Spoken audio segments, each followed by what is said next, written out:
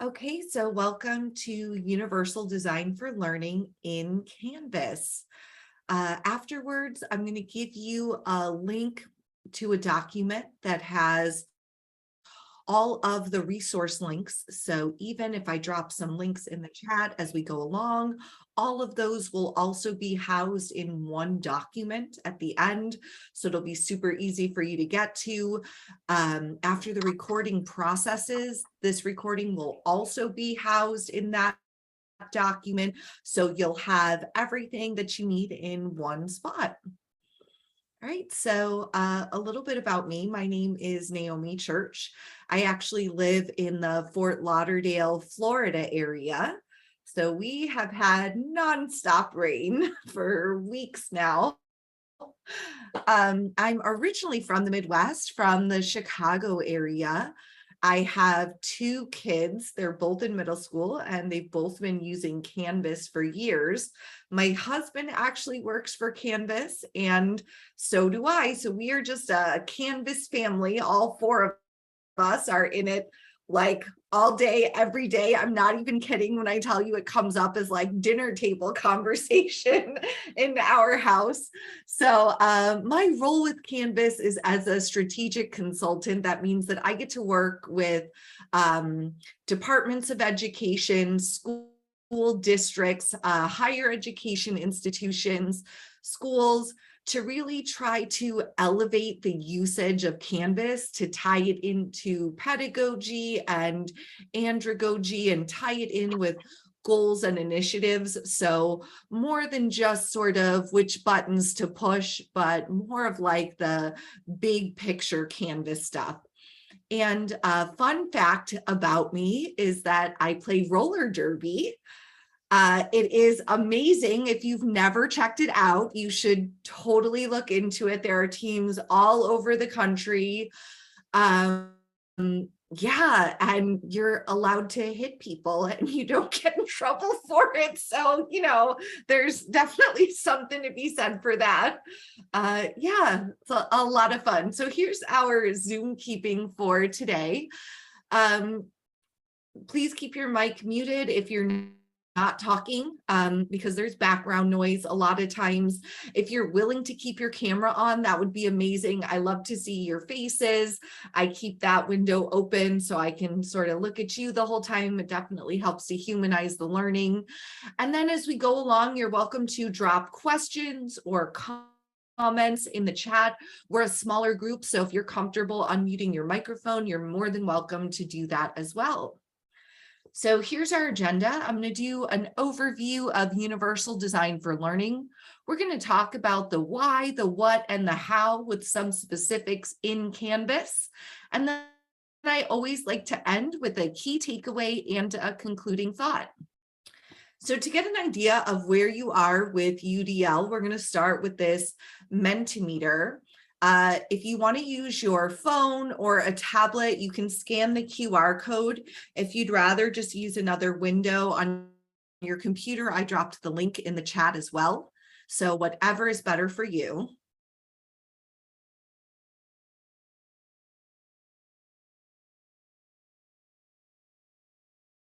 I'll give you a second to either click the link or scan the code.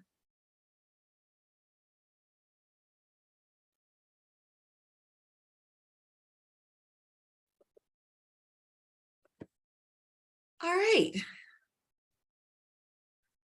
Okay, perfect. So we have quite a few of you then who have implemented. Fantastic. Please feel free to share your experiences and your knowledge as we go along. Maybe some of what I'm talking about you've already done, but hadn't really considered how it aligned with UDL. Or maybe as I talk about things, you have other examples of ways that you've implemented. And I definitely encourage you to share that as well.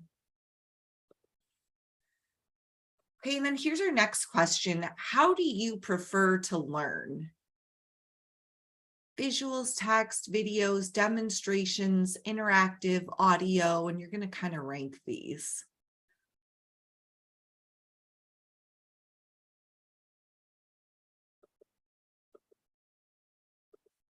I see that we have somebody new who joined us. We're on Mentimeter. I just dropped the link in the chat again so that you can access it.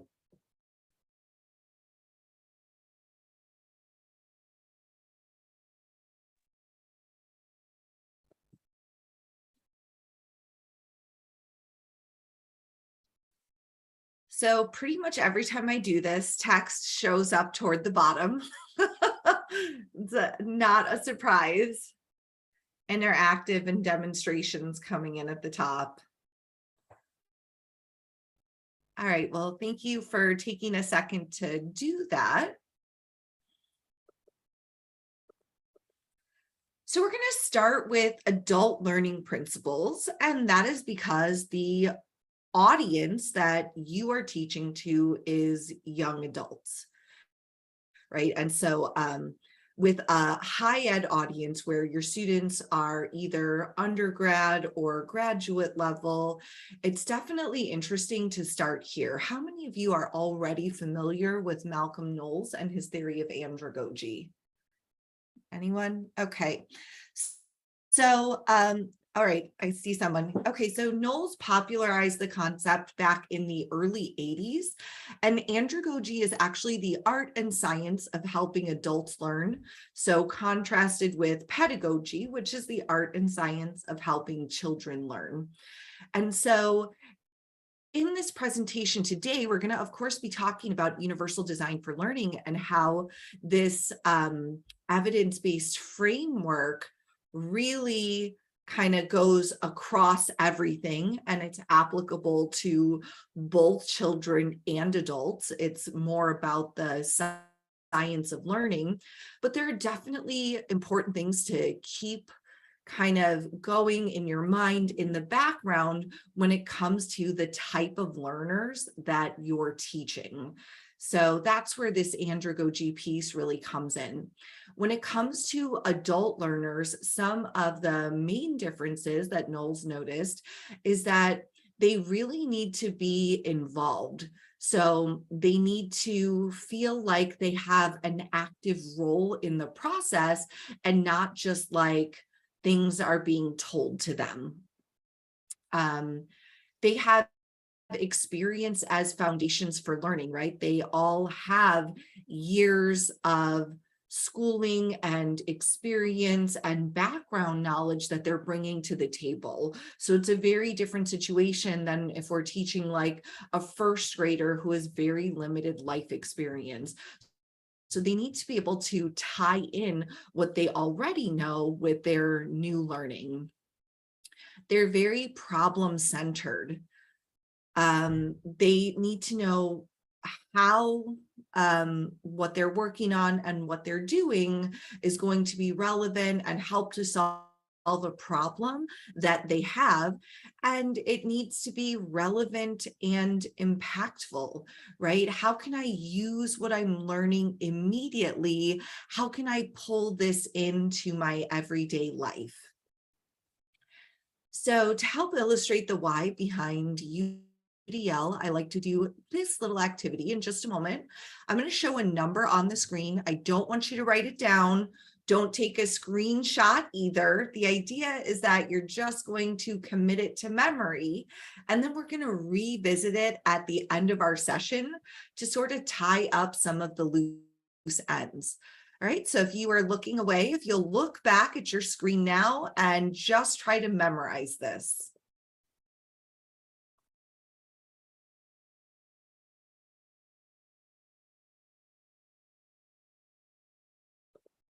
All right, so no writing it down, no screenshots, and I promise we'll come back to it and that you'll see the point. All right, so now we'll dive into universal design for learning. So this is talking about a scientifically valid framework for guiding educational practice. And we're going to talk into really the ways that it does this in just a second. I'm going to give you some practical examples in Canvas. But really the point here is that it shows up in federal policy. It shows up in the Higher Education Opportunity Act. It shows up in ESSA, which replaced No Child Left Behind. It shows up in the National Technology Education Plan. So we see it over and over again in legislation, and it's something that not as many people are familiar with as maybe should be, with how much it shows up in federal policy. So UDL is a framework to improve and optimize teaching and learning for all people based on scientific insights into how humans learn. So for those of you who are less familiar, we'll unpack it a little bit. So Universal, talking about curriculum that can be used and understood by everyone, providing genuine learning opportunities for every learner. And then skipping forward to the L there, the L is for learning. And this is where we think about what, how, and why. What knowledge do we want learners to obtain?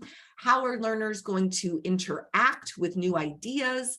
What skills or strategies could they potentially exercise as they work to solve problems? Why should they care? Why should they prioritize your activities over everything else that's competing for their attention? And then the D is for design. So universal design actually comes out of the field of architecture. And they found that by developing buildings that are more flexible, architects can accommodate all users regardless of whether they have a disability or not. So if you think about ramps and curb cuts and even automatic doors, all of those things came out of universal design so that persons with disability could gain physical access to the same spaces as everyone else. And not so surprisingly, what they learned was that it is more cost effective and more time efficient to design for variability up front than it is to go back and try to retrofit. Right. And so if you think about maybe some of these older buildings where the only ramp is in the back of the building, well, it certainly doesn't feel very equitable or inclusive if some people can only gain access to a building through the back door. And so we sort of take these principles then and we apply them over into education. And the same idea stands that if we design for learner variability up front, it ends up being easier and just more efficient. So Ron Mace, the architect credited with starting the universal design movement, said, consider the needs of the broadest possible range of users from the beginning. So how many of you have already seen this image? It's a pretty popular one in education. It is used a lot. I'm going to try to reframe it for you a little bit. So in this first image, it's assumed that everyone will benefit from the same supports. Here, they're being treated equally. I like to call this teaching to the average.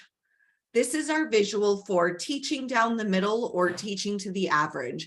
And this is, of course, everybody gets exactly the same thing. If it's a little bit too hard for you, get a tutor, try harder, get someone to help you. I have the scope and sequence and I have to move on with my curriculum. If it's a little too easy, go help a friend.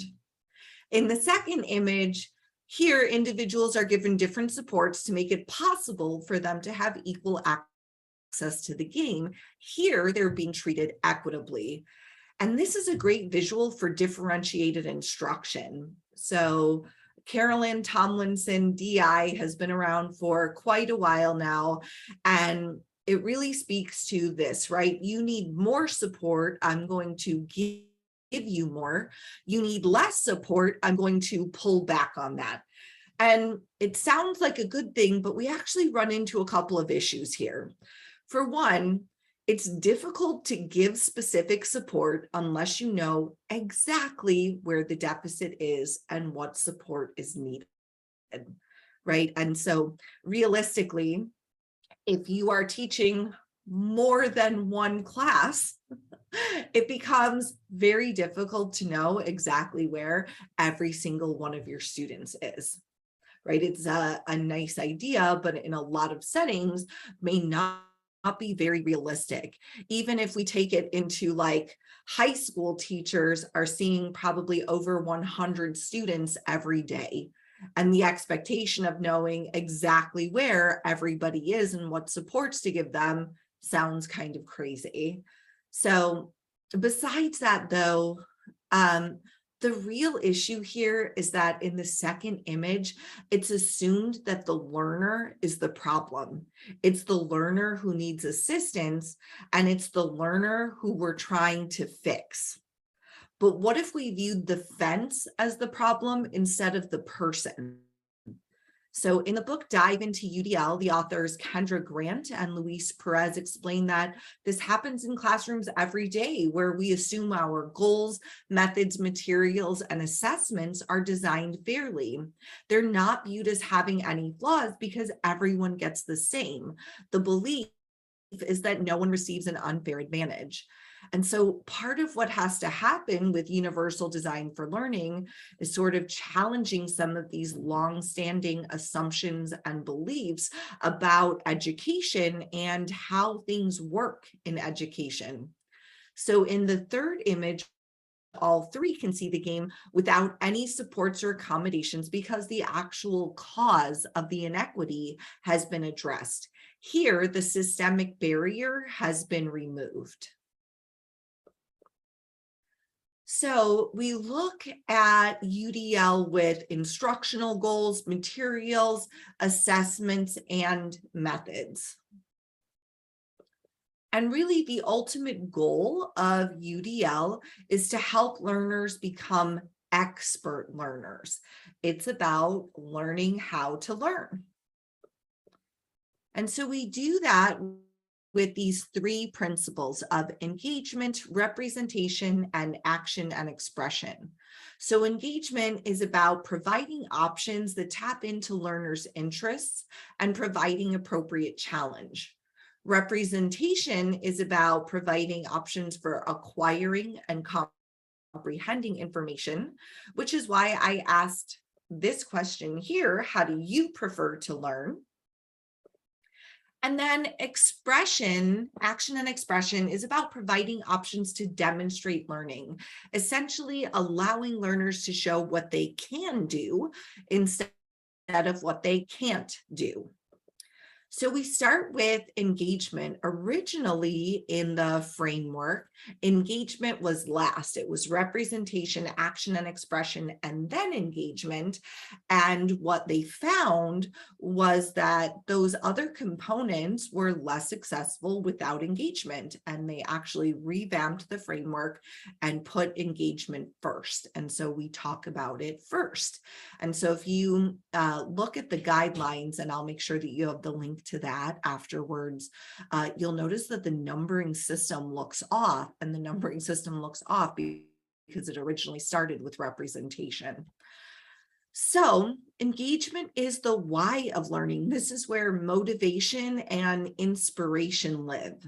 This is about keeping students challenged appropriately and interested and engaged. And so not everybody is engaged in the same way, of course. Some people are super motivated and inspired by spontaneity, and they like when things are sort of changed up. And some people feel almost threatened by that, and they really like consistency across everything. And so certainly this is part of the challenge with learning, is that everybody learns differently in all of these different aspects, right? People aren't even the same in the way that they like to be engaged. And so this is where providing options is going to come into play. So here are some examples of engagement: providing options that increase the relevance and authenticity of instructional activities. So that could mean making it very clear what the goals and objectives are for the course and how they tie in. Providing options that encourage collaboration and communication. Establishing instructor presence, celebrate and share, minimizing threats and distractions. We're going to talk a little more about here in a second. And then external tools like LTIs that you can plug into the back end of Canvas. Some of those tech tools can definitely build that like bells and whistles type of engagement. So, we know that when learners have to focus their attention on having basic needs met or avoiding a negative experience, it makes it really difficult to concentrate on learning. And so checkpoint 7.3 deals with minimizing threats and distractions. And there's a couple of basic ways that we can do this in Canvas.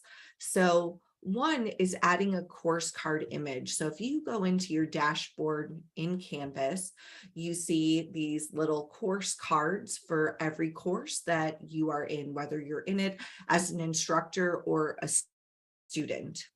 When we put images in there, it makes it quicker and easier to navigate to the course that you're looking for.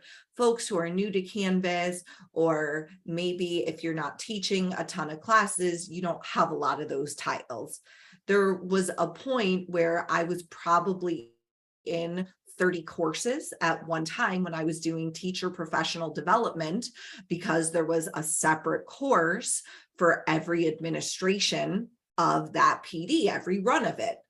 And so, yeah, like clicking onto a dashboard where you have 30, 40, 50 tiles is really overwhelming. And so the images make it easier to find what it is that you're looking for. So the example that you see here is a history course. And so it's a picture of a globe.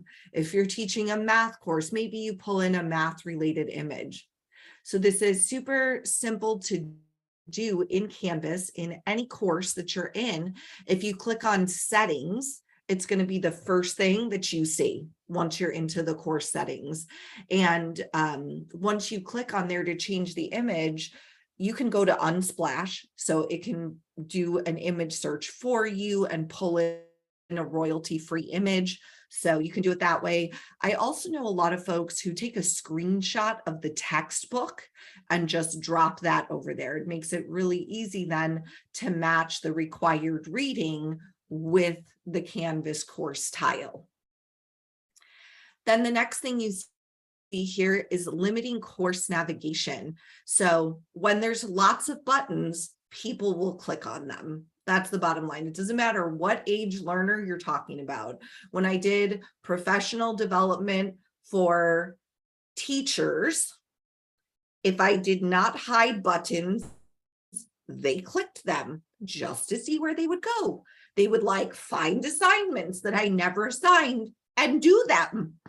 Like, do you like not have enough work to do? I don't understand what's happening here. So we hide things that we don't want people to access.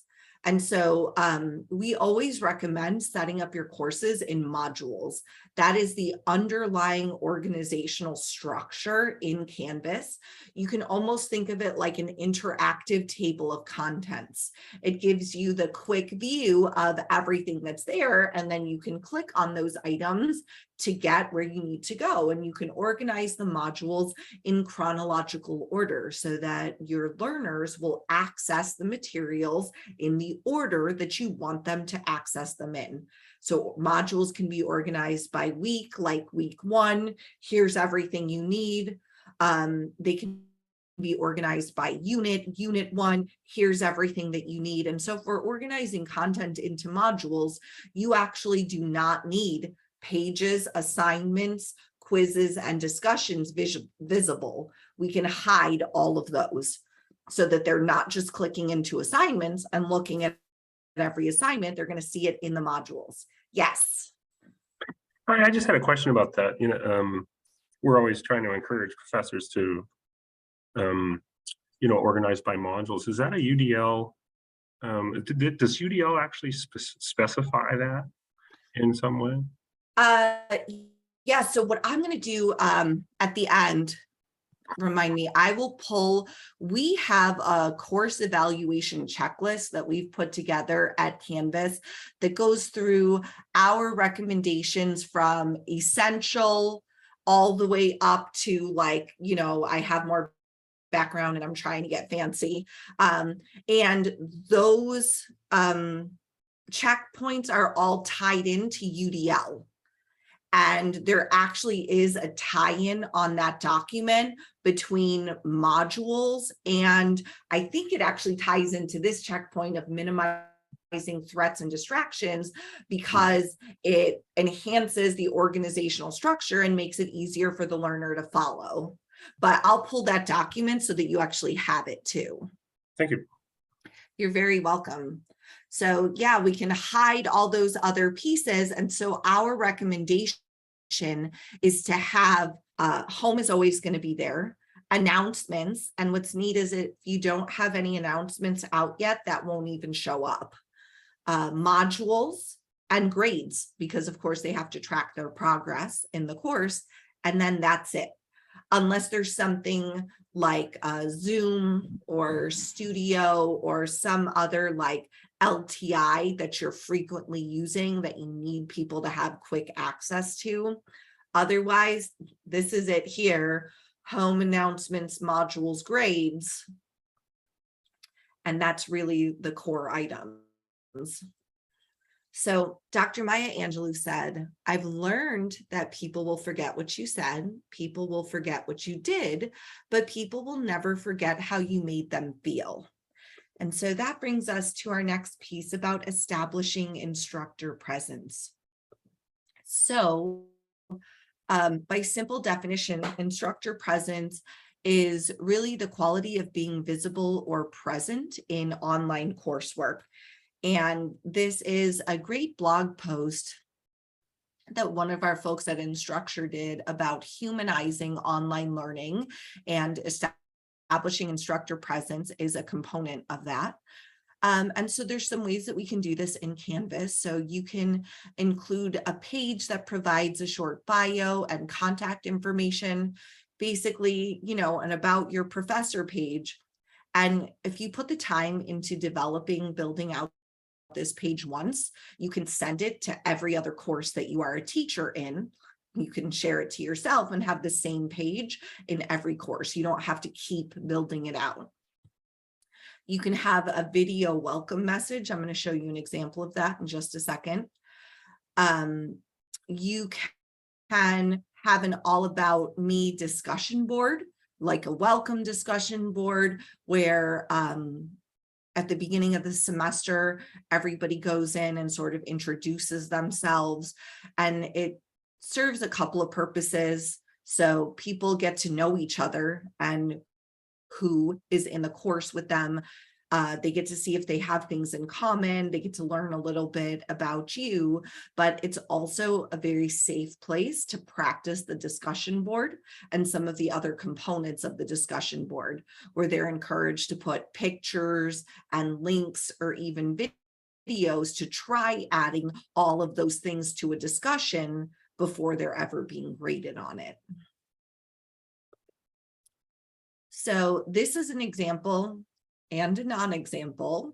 I'll tell you that this course navigation is very much a non-example. There are way too many buttons there, and it is overwhelming, and it invites too much random clicking. But what is great is the video that's on the homepage of this course. Just a little bit about me. I studied music and earned a bachelor's and master's degree at the University of Miami. Yes, it's all about the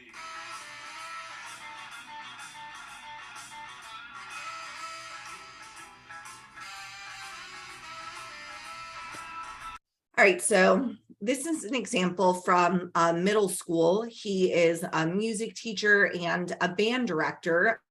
And so this video that's on the homepage, he does go through these slides of the slide deck, gives some of his like academic credentials, that kind of thing. But then the last 3 minutes of the video is just him jamming out, playing the saxophone. And it's this guy is going to be your music teacher or your band director. Like, that's a cool thing to see. And that's what I'm talking about with building instructor presence. Sort of this, it's more than just my credentials, even though honestly the playing speaks to his credentials too, right? And so you can have something like that that's on the homepage of your course or on your like All About Me professor page if you want to do something like that. That's even why I take a minute to share in the beginning of a live presentation like this, my fun fact that I played roller derby, right? Like in a normal presentation, I would say that has absolutely nothing to do with the content.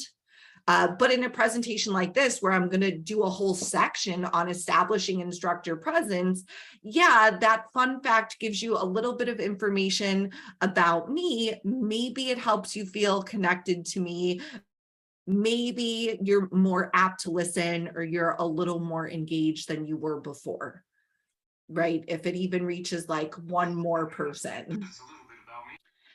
And so this is what I was talking about with a discussion board, where you set it up as an ungraded discussion board if you want, and you give folks a chance to introduce themselves. And maybe you even put in some explicit instructions about try to add in pictures, videos, links, so that they can try those different components. Next up is celebrate and share. So there's the announcements tool in Canvas, one of my favorite tools.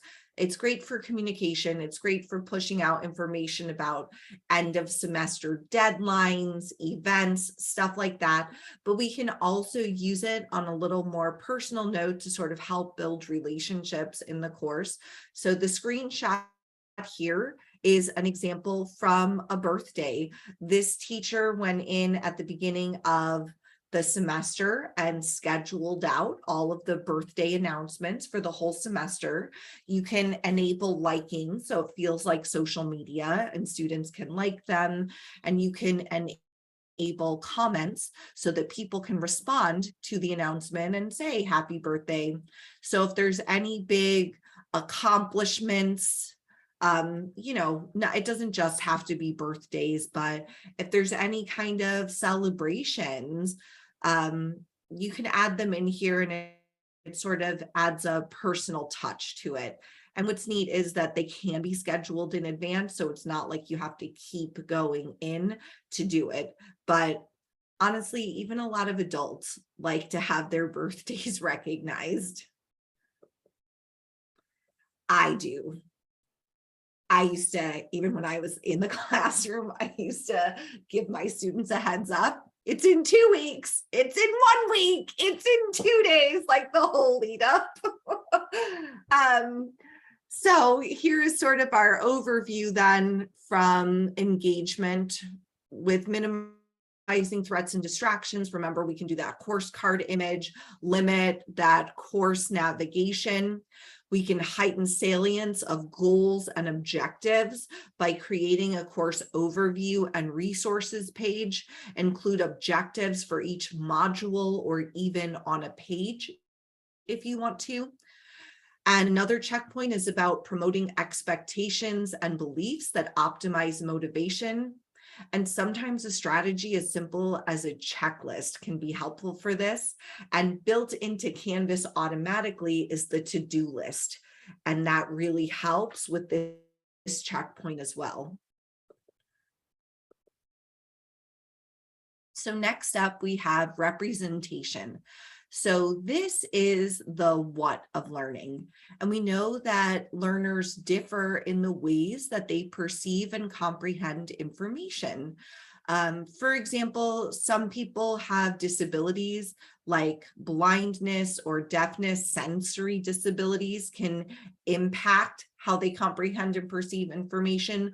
Learning disabilities can do that, like dyslexia, but even language and cultural differences can impact how we perceive information. right? And while learning styles has been debunked, mostly because it was used all wrong and never the way it was intended to be used, the reality is that people have preferences for how they acquire information. Right? As an adult, I am a proficient reader, and yet I have an Audible subscription and I choose to listen to books because it's more convenient, or I can do it while I'm driving or whatever, not because I can't read text, but because I like to acquire information in that way. So if you even think about back to how you prefer to learn, right? There's all of these different things, and a lot of times if we put more than one of these together, then we enhance the chances that folks are actually going to retain the information and have a deeper connection to it. So that's what we're talking about with, I'm going to sort of skip ahead here and then come back.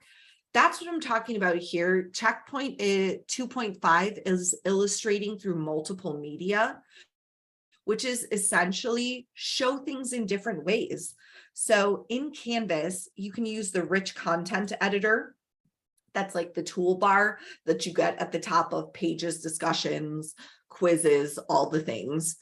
And you have options there. So we always know to type in text. And if you look through a million Canvas courses, you're going to see text all over them.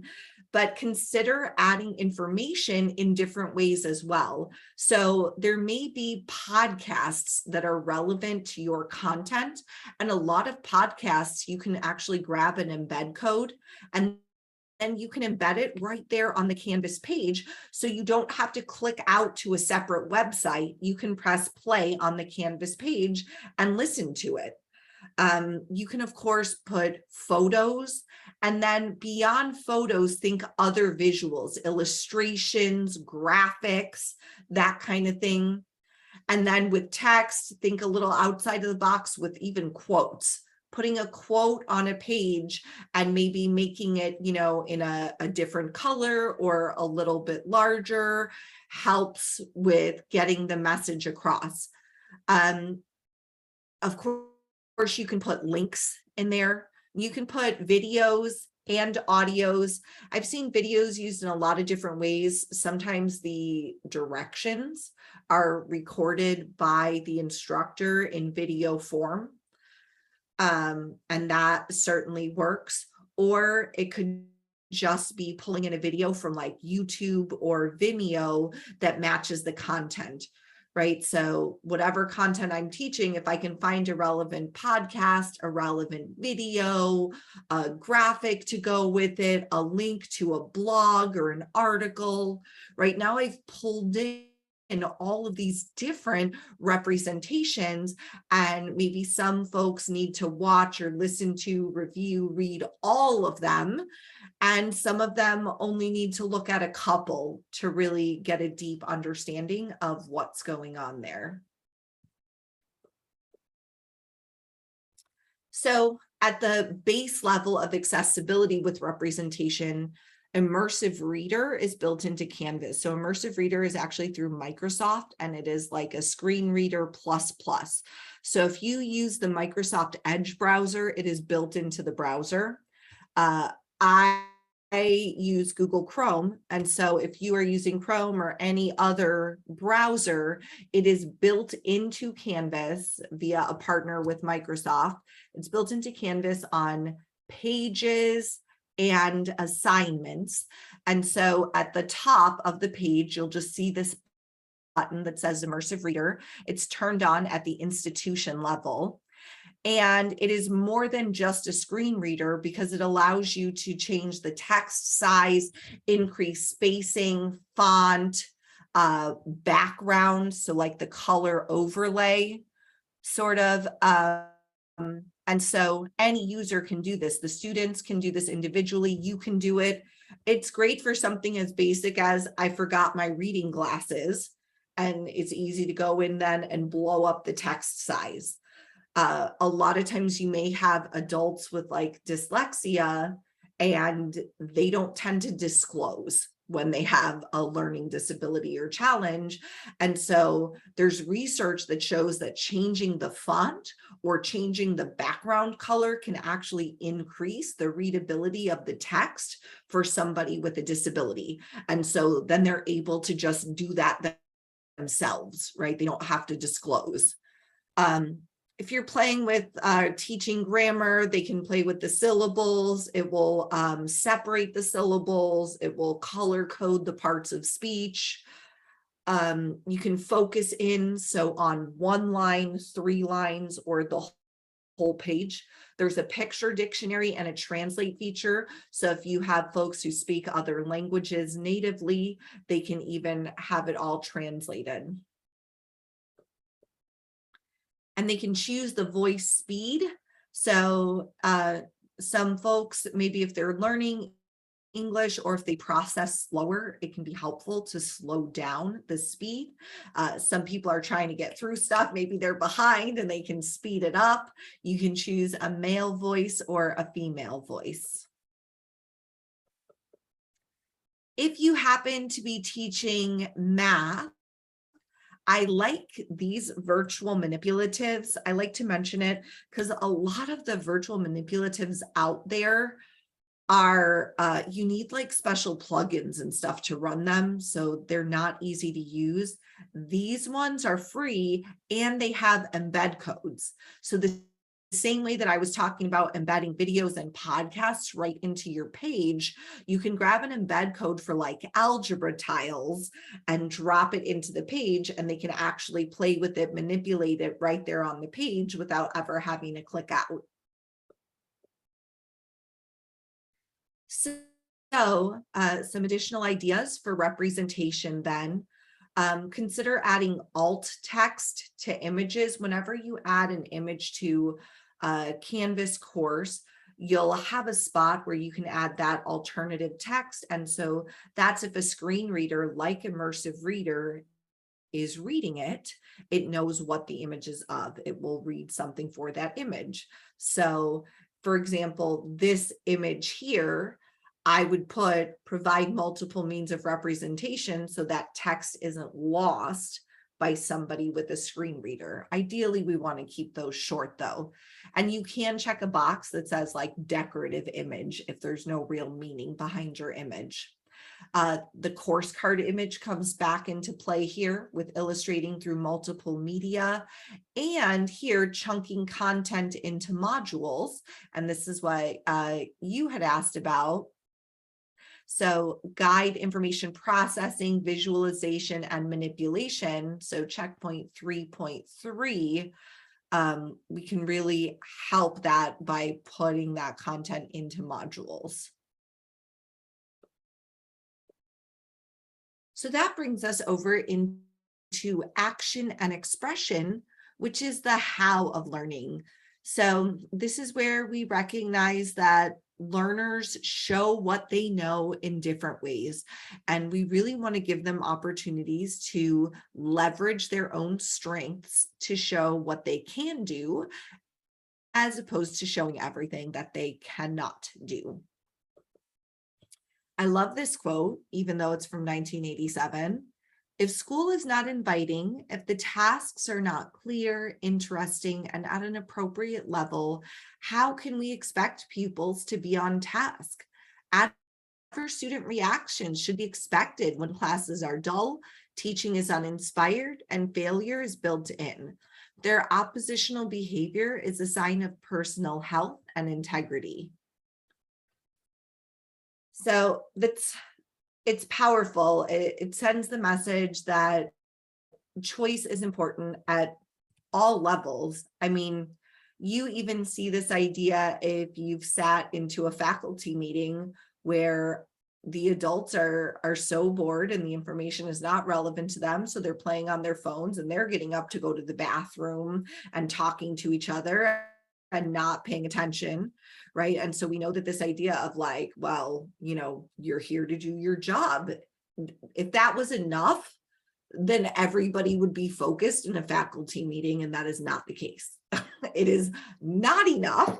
There has to be some other way for people to engage with what's going on. So here is an example of how we can incorporate choice into a discussion board. There are two ways. So first, this first green arrow up here is pointing to the prompt. Choose one or more of the following questions to respond to in your discussion post. Once you have posted, please reply to another participant's post. And you can see the 4 bullet points. Oftentimes in a discussion board, there's just one question or one prompt. So we can incorporate choice by adding in multiple questions and letting the students choose which one they want to answer. Chances are that when it comes to your content, there are several different points of interest, several different thoughtful questions that you can ask. And when the learner gets to choose the question that really taps into the piece that they were most interested in or that's most relevant for them, they tend to put more thought into the response. So in addition to choosing the question, then you can also do choice of response mode. So when replying to a discussion board, your students are going to get that rich content editor where they can add videos, audio, links, pictures, right? And so this is a chance for them to maybe even pull in evidence to back up what they're saying. Here's a screenshot of this thing, or here's a link to an article that I'm referencing, or a blog where I saw this from, and they can pull in these other pieces. But also even just doing the response fully with video or audio. If you think about it from an accessibility standpoint, if somebody just broke their hand, I actually tore a ligament in my right thumb at our last roller derby practice before like the world shut down. And my whole job went online and I couldn't use my right thumb. And if you are right-handed, that is the only finger that I use to hit the space bar. Like everything I typed did not have spaces in it. It was way more difficult than it should have been. It sounds ridiculous, and yet it had a real impact on doing my job, this not being able to use my thumb. So something as simple as being able to respond to the discussion board by talking instead of having to type it made a big difference, right? And so you don't know the situation that your students are in, where it could be a temporary disability, where they broke their hand or something like that, and typing is difficult. Well, they can still actively engage with the class and the content by responding with audio and video. For you, when you go to grade it, it still all shows up in SpeedGrader in the same place. And it even makes it a little bit more interesting because you don't just have like text after text that you're trying to look through. Another place that we can incorporate choice is in assignments. If you choose online for submission type, then you can choose the options that students will have. So text entry, website URL. So if they're doing like a presentation in Google Slides, or they've written something up in a Google Doc, or they're even doing something like Prezi or using some other tech tool, or they have a blog or whatever, they can just drop the website URL. And then for you, it will render in SpeedGrader. So you don't have to click out to see that either, which is kind of neat. Media recordings, so that's going to be video or audio. Annotations, so that's annotating on top of a PDF.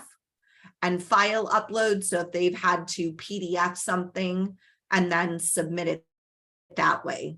So then you're able to allow people to leverage their own strengths, right? I'm going to make a Google Slides presentation, a PowerPoint presentation. I'm going to make a podcast. I'm going to make a video, and then they can all submit it in the same place. The instructor gets everything in SpeedGrader in the same place. If you've enabled a rubric, you can use the same rubric to grade all these different types of submissions. For the student, it looks like this. When they go to submit, anything that you've enabled will show up as a tab on top, and then they can click on that tab to be able to submit in that way. So for a file upload, they would upload it just like they do to an email. So vary the methods for response. So native to Canvas are discussions, assignments, and quizzes. Vary those up. So maybe every module doesn't just have a discussion. Maybe we shake things up, and sometimes there's a discussion, and sometimes there's an assignment, and sometimes there's a quiz. If you're using new quizzes, there's some different interactive question types. So you can do like matching and things like that. So it's not always like true, false, multiple choice. Optimize access to tools and assistive technologies. So provide explicit instructions, and you may even have to put into the instructions reminders about how they can use the rich content editor to add videos and pictures and links. They don't just know it. Hyperlink to words and phrases instead of pasting the URL in. And that's because if you think about a screen reader, if you just pasted in the URL, when the screen reader goes to pick it up, it's like www. And it's a long URL, you can imagine. It takes forever. So just hyperlink it. Use multiple tools for constructions and composition. Think Padlet, Flipgrid, Canva. All of these things integrate really easily into Canvas. And there's a lot of free tools like Flipgrid that's easy to pull in. Padlet, you get a couple for free before you need a paid subscription. And for those, you can grab an embed code too. So you can embed a Padlet right into the Canvas page. And again, they never have to leave Canvas to add to it. So I mentioned that I always like to end with a key takeaway. So I want you to think back to that number that I gave you at the start of the webinar and drop it in the chat, as many digits of it as you can possibly remember.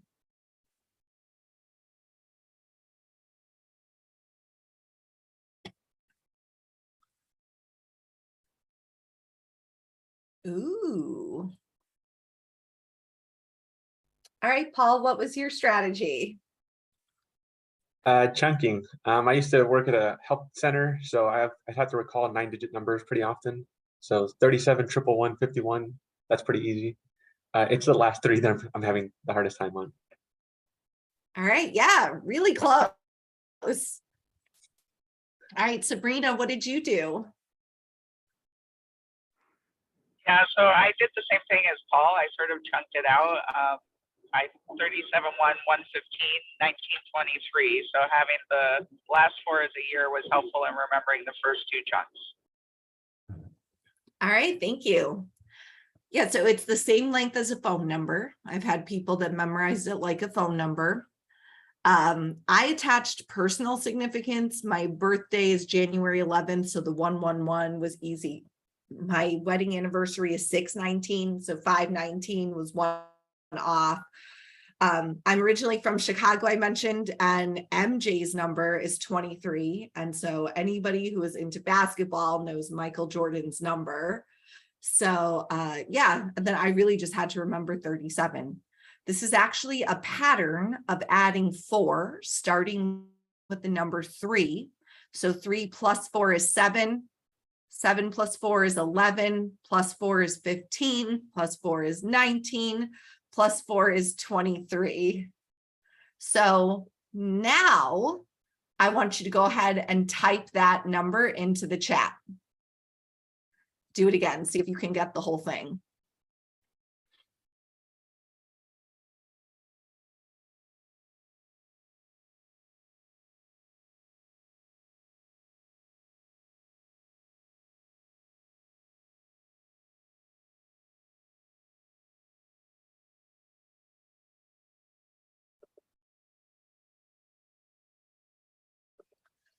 All right, so we went through some of those strategies, right? Chunking it, personal significance, the actual pattern behind it. So having the strategy lessens frustration, it increases efficiency and motivation, and everyone achieves more. I've never had somebody get less digits correct after they have some strategies for this, right? And we think about this in terms of UDL. So your role as the instructor or course designer is to remove barriers to learning and provide a flexible learning environment built on learner options and choice so that learners can own their learning. We want them to have agency. And so with universal design, a lot of times, I'll come back to this, we say essential for some, but useful for all. So not every student that you have needs you to establish instructor presence to connect with you to do well in the course. Obviously, not every student needs choices to be able to persevere and be successful. However, for some learners, maybe because they have a disability or something else going on, it is absolutely essential and they can't be successful without those things. So by just offering them to every learner, what is essential for some just becomes useful for everybody. So what we see happening here is that the kid with the red hat says, "Could you please shovel the ramp?" And the guy with the kooky eyes and the shovel says, "All these other kids are waiting to use the stairs. When I get through shoveling them off, then I will clear the ramp for you." And he says, "But if you shovel the ramp, we can all get in." So the idea is that clearing a path for people with special needs clears the path for everyone. And so I usually show the framework last, because when I start with it, if you're not already familiar with UDL, it can be a little bit overwhelming. There's all these pieces to it, but we break it down into these 3 principles. You can also look at it in rows. And so even people who are familiar with UDL don't always know this. The top row is access. This is basic accessibility stuff, and these are the easiest entry points into UDL. Then the middle row is about building deeper comprehension. And then the final row is really about internalizing it and sort of taking it a step further. And so you can see that the goal is to create expert learners, but then we get deeper. So the goal for engagement is expert learners who are purposeful and motivated, then for representation, who are resourceful and knowledgeable, and for action and expression, expert learners who are strategic and goal-directed.